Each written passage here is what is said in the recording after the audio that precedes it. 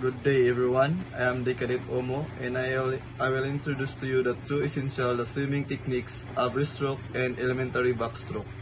First is a breaststroke.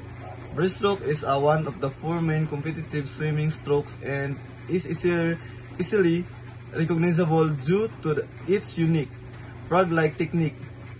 It is often the first stroke taught to beginners because of its stable body position and the head staying above water for much of the time.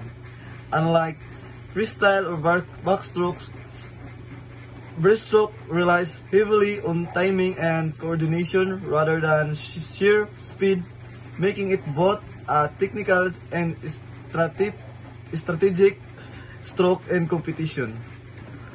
The arm movement in breaststroke plays a crucial role in propulsion. Swimmers begin with their arms fully extended in front of them. They sweep them outward and downward before folding them toward the chest.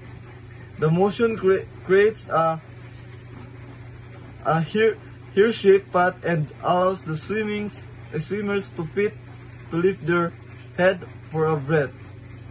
The arms are then thrust forward in a streamlined position to begin the next stroke cycle, ensuring minimal resistance in the water. The leg kick, often referred to as a quad kick, provides the main driving force in breaststroke. Swimmers bring their heels toward the buttocks while turning their feet outward.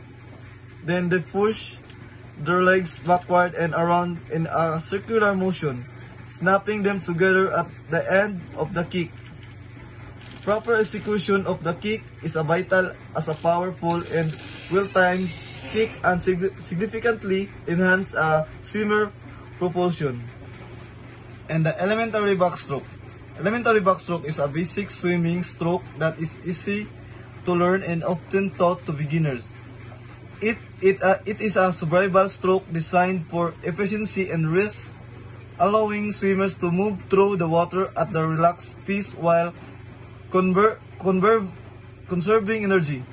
Unlike other strokes, the elementary backstrokes does not require complex breathing techniques since the swimmer's face remains above the water at all the times. The body composition is elementary backstroke is a flat on the back, with the body kept horizontal and the